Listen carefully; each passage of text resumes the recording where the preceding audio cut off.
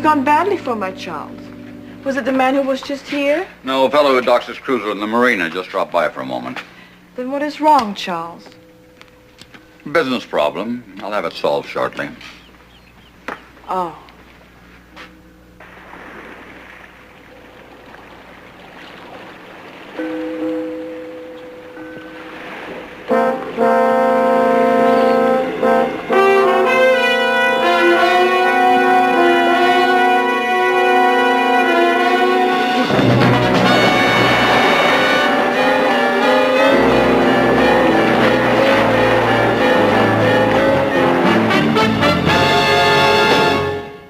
Another challenge for the Green Hornet. His aide, Cato, and their rolling arsenal, the Black Beauty. On police records, a wanted criminal, the Green Hornet is really Britt Reed, owner-publisher of the Daily Sentinel. His dual identity known only to his secretary and to the district attorney. And now, to protect the rights and lives of decent citizens, rides the Green Hornet.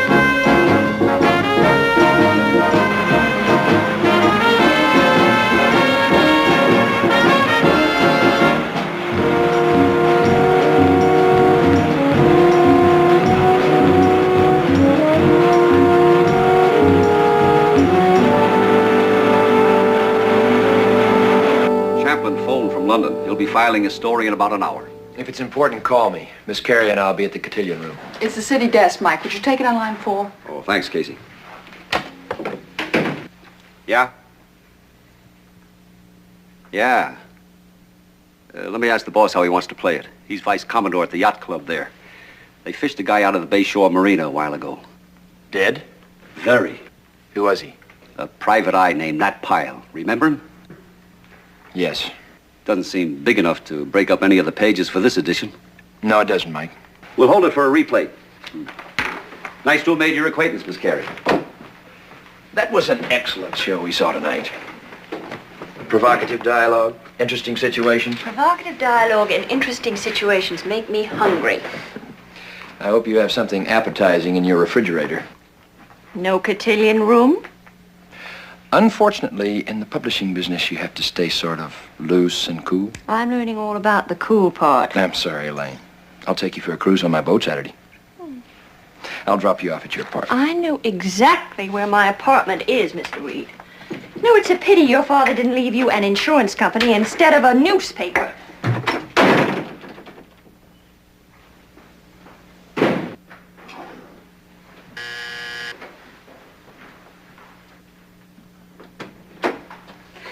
Losing your touch? Nat Pyle is dead.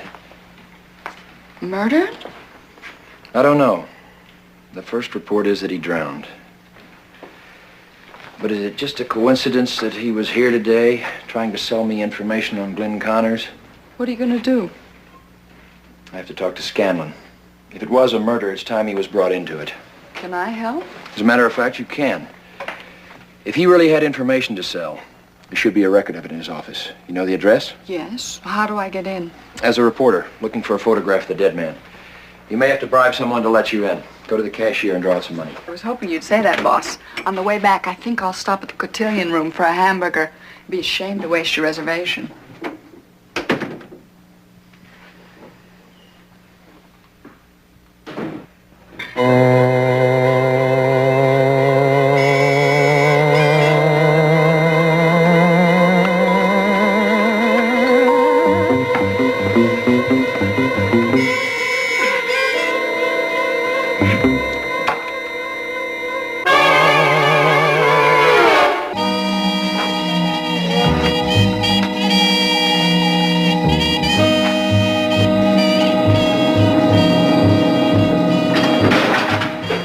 What's up? You know a private investigator named Nat Pyle? Yeah, I don't have much use for him. He died tonight. It appeared accidental, but I think it was murder. Well, what's your interest? This.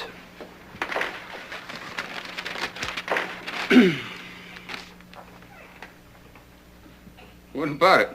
This story's 3 years old. Pyle was in my office today. He wanted $25,000 for a lead that would show that Glenn Connors is not only alive, but hiding in the city. No, I don't buy that. Neither did I. What's your point? If Pyle had sold his information to someone else and was killed because of it, it must be checked out. How'd he die? Drowned. Body discovered about 10.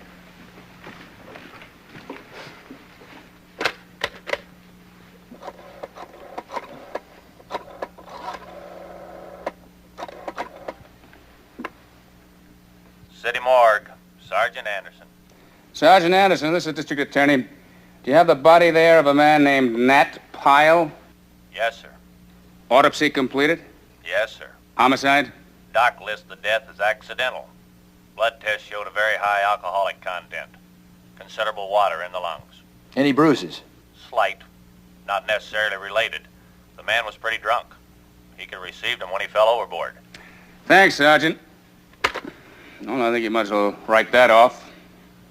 Pyle was a lush and an opportunist.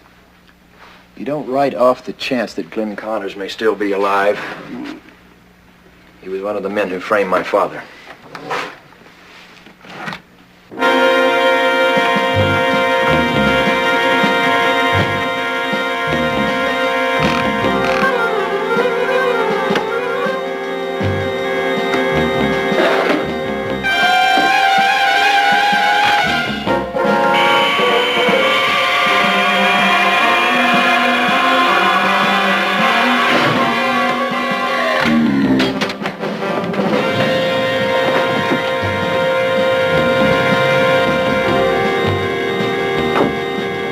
Hornet sting. Check.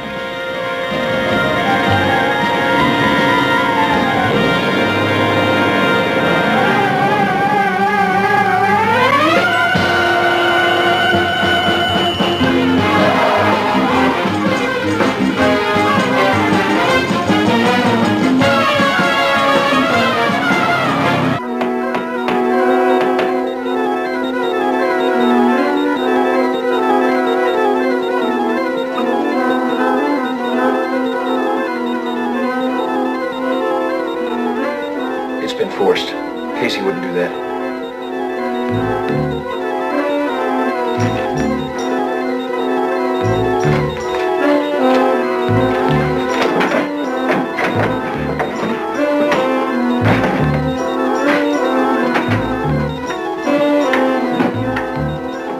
Look.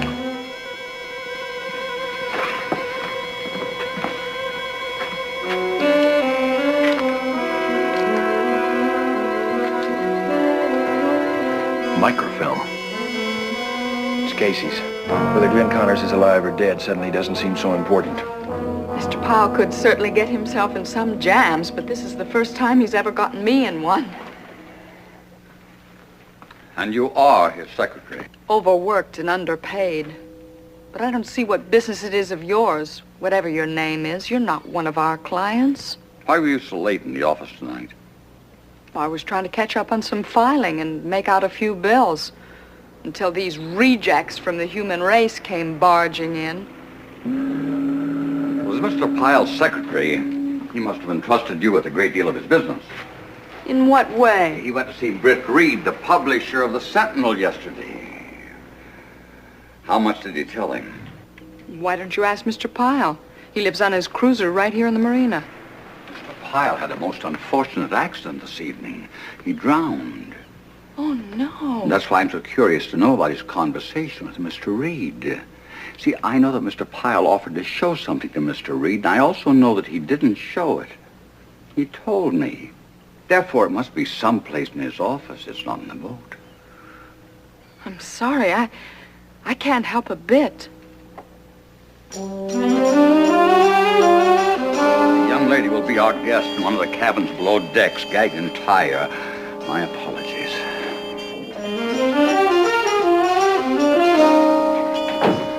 He appears to know nothing. She knows about my interest in Pyle now, and that makes her dangerous, too dangerous to release. We'll take a cruise. Watch dawn on the water and return tomorrow evening. Would you enjoy that, Nedra?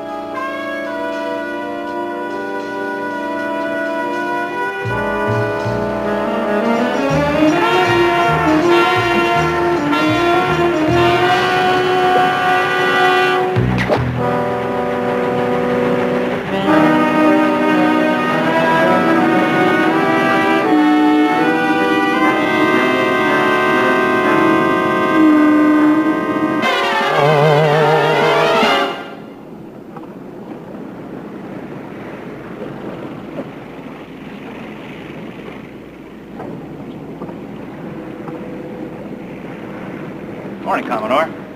Mr. Delaclaire hasn't moved the Lady Capri to another berth, has he? No, sir. We helped him cast off before dawn. You can reach him on your ship to shore if you want.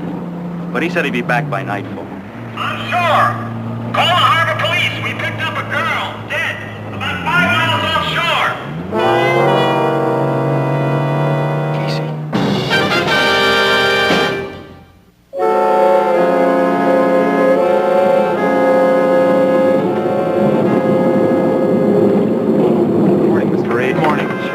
To start a fishing trip. Yes. There was some heavy gusts this morning. She may have been caught by a boom swinging over. You know who she is? I think so. She looks a lot like the woman who spent some time aboard the Lady Capri, a friend of Mr. Delaclaire's.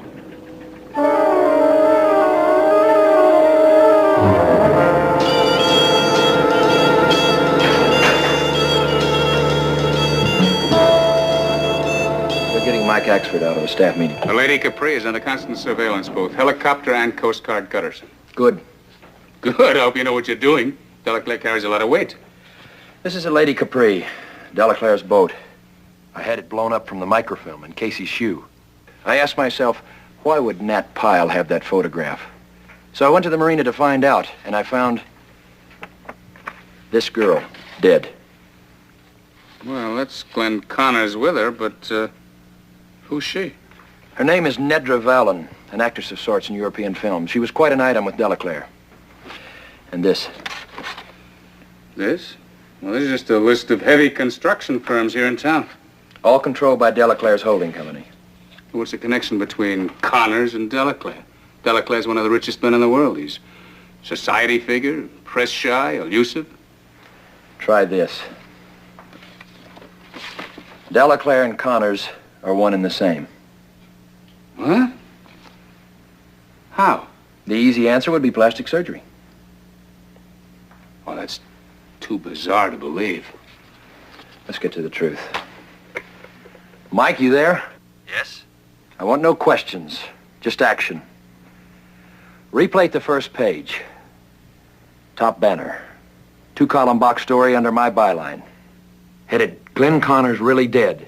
Make that a question mark. But Mike, don't argue, just listen. This is the story. This is a personal vendetta by myself as publisher and editor of this newspaper against Glenn Connors' racketeer. Paragraph. For more than 3 years, our city has thought Connors dead, murdered in the same kind of gangland reprisal he himself conducted so ruthlessly. Paragraph. He is not.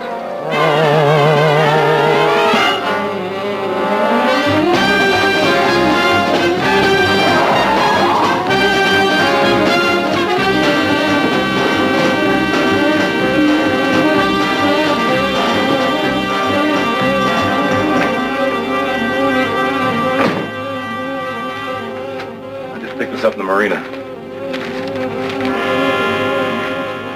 So Pyle was lying. He did sell his material to Reed. Yeah, but how do we keep Reed from spilling more? Maybe I can help. You can use some, Mr. Delaclaire. You have a girl aboard. May I call you Connors? You know that? You know a lot. I make it my business.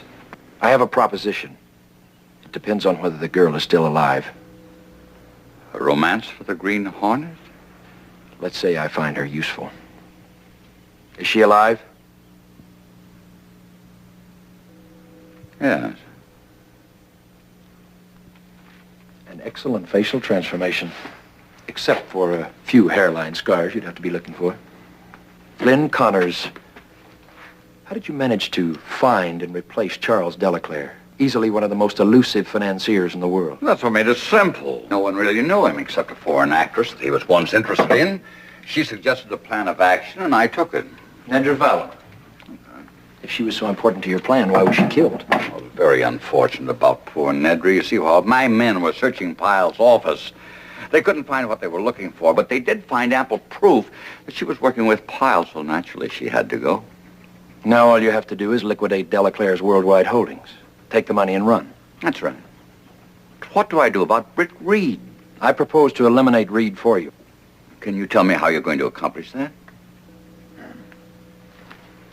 You step aside, please.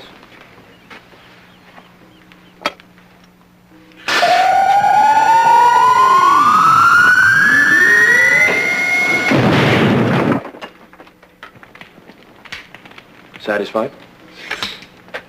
Yes. What do you ask? The girl free and unharmed. Agreed. And 1/3 of the take. That could amount to millions. 2 for you to every dollar for me, and you'd be completely in the clear. I think I'm being extremely fair. All right, we have a deal. When? Later. I have reason to believe that Britt Reed is coming aboard his boat tonight. How do you know that? The same way I know about you, Connors.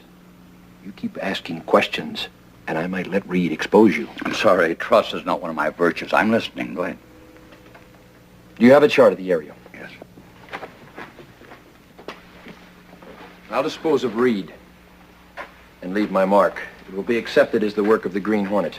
Reed berths his boat here. When you hear the sound of the Hornet's sting, you'll be a witness to his death. Of course, you realize it may take some time to dispose of Delaclaire's holdings. I want the girl immediately after I fulfill the contract. The other, I'll collect later. Mr. Connors.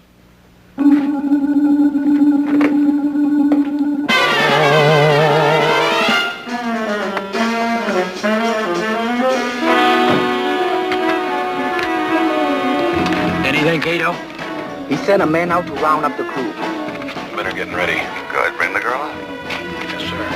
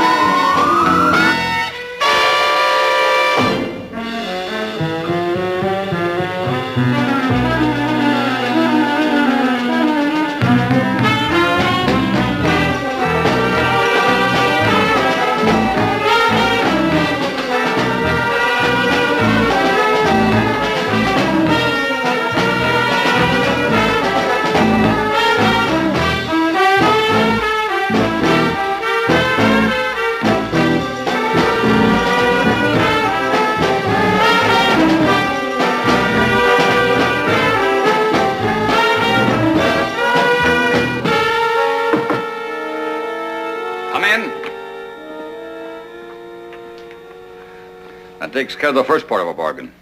What about the second? Well, how can I tell you when the operation's completed? You're not easy to reach. I'll know. I'll reach you.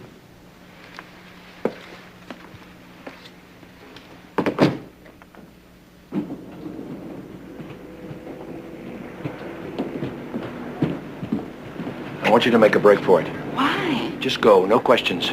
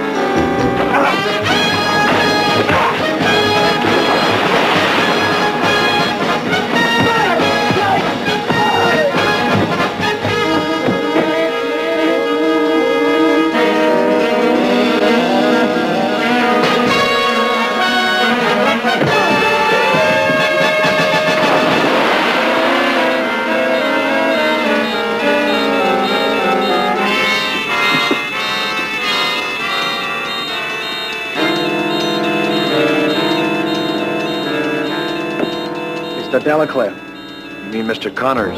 I'll call Scanlon. Pick them up. I already called him. He's on his way. So are we.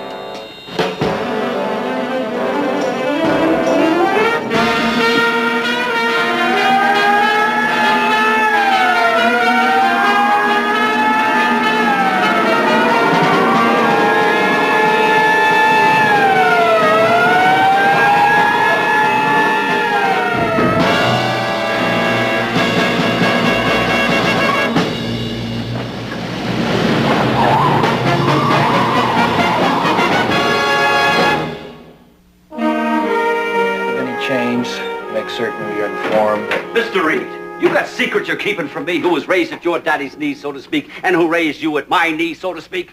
No, Mike. Then how come this? Connors assumes Delaclare's identity. He dies and his gang gets caught. Yet the Green Hornet, who was probably in it deeper than Connors, he gets away. And the DA is still getting roses. Mr. Scanlon is a very efficient public servant, Mike.